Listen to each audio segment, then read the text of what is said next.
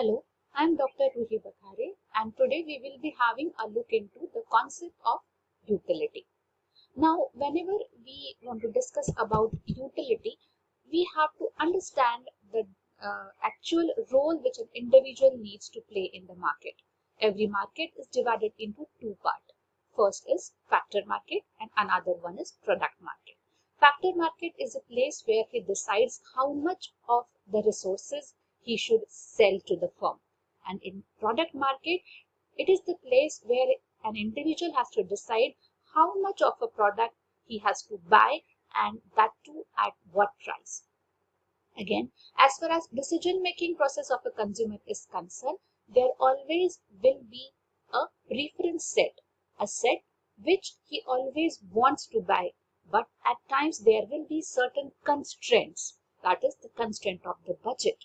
The budget which is dependent on the income, the resources, the money which he is having at that time, and looking at these two sets, that is the preference sets and a constraint, he has to choose an optimal combination. And from here the concept of utility is derived. It is referred to a specific ability to rank the products according to their preference. It is a magnitude which indicates the direction of the preference of an individual. It can be divided into cardinal approach and ordinal approach. Cardinal approach is always measured in units called as utiles. And ordinal measure, it states that utility can be measured in the order of preferences only. Let's have a look into the cardinal approach of utility. Utility is cardinally measurable, that is in terms of utiles, and the objective is to maximize the utility. It is possible to make interpersonal comparisons of the utility. The law of diminishing marginal utility is based on the cardinal approach of utility, which states that with every successive increase in the consumption of a commodity, the marginal utility of commodity will always fall.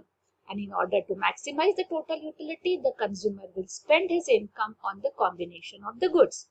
The total utility is maximum when the marginal utility is zero, and since the individual is a rational consumer as assumed in the law, he wishes to maximize the total utility. These are the three basic rules of cardinal approach, which says that when only one good is consumed and is available at free of cost, here the marginal utility will be zero. When a price is associated with a particular product, here an individual will try to equate the utility with the price. And when there are more than one product or good is available in the market, he would like to consume both the product at a specific rate depending on the price of those products. And obviously there are certain limitations to cardinal approach, wherein it is said that utility cannot be measured cardinally. Utility is not additive. Utility is interdependent and decisions are hardly taken in isolation, and the assumptions for cardinal approach are unrealistic.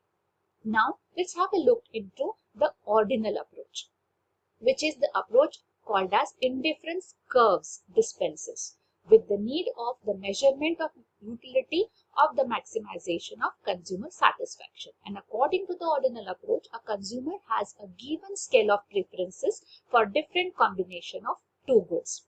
Ordinal approach is based on the assumption like consumer behavior is rational and consumer can rank different combination of goods as per the order of preferences.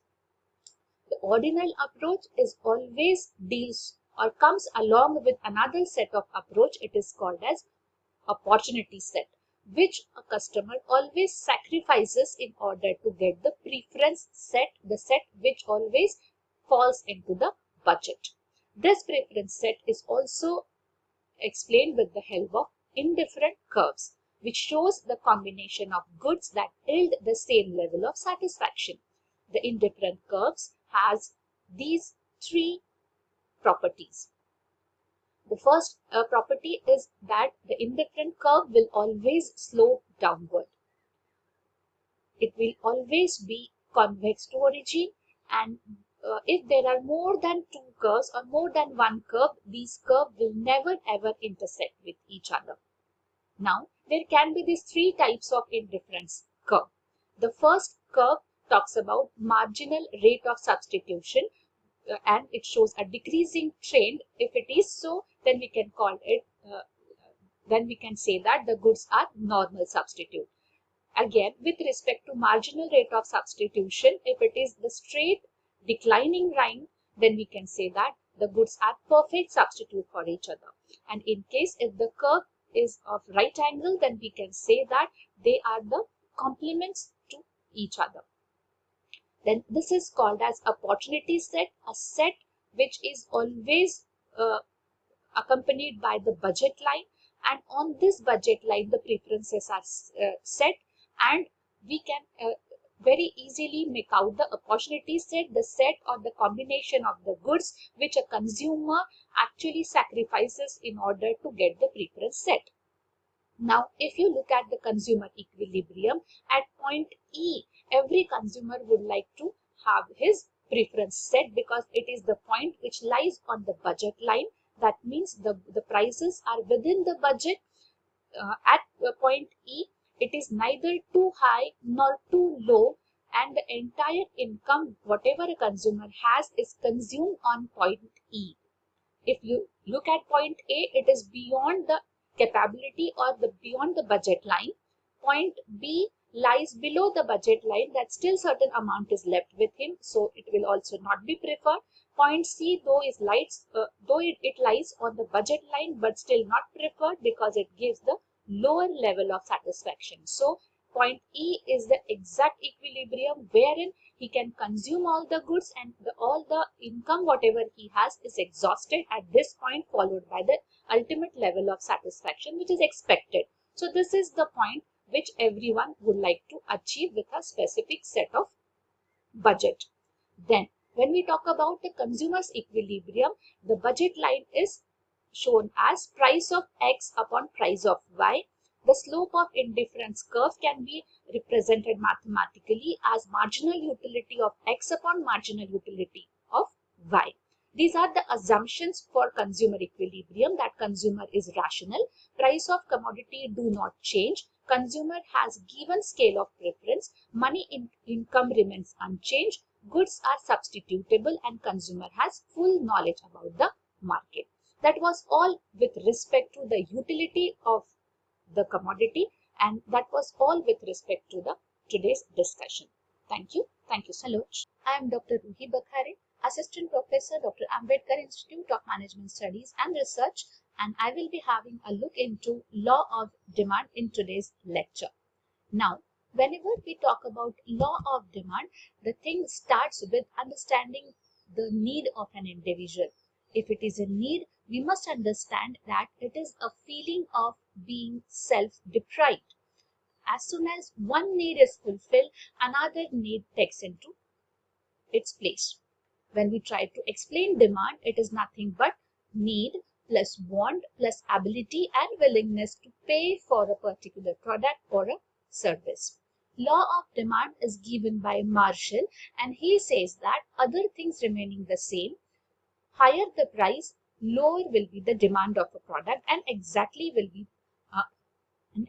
opposite of it will also be true. The demand curve concentrates exclusively on the price-quantity relationship. The relationship between quantity demanded and the other variables are not shown on the demand curve. That means it deals with only two aspects, that is the quantity demanded and the price. Demand curves tries to explain the observer that what is that exact quantity which an individual wants to buy and maximum at what price.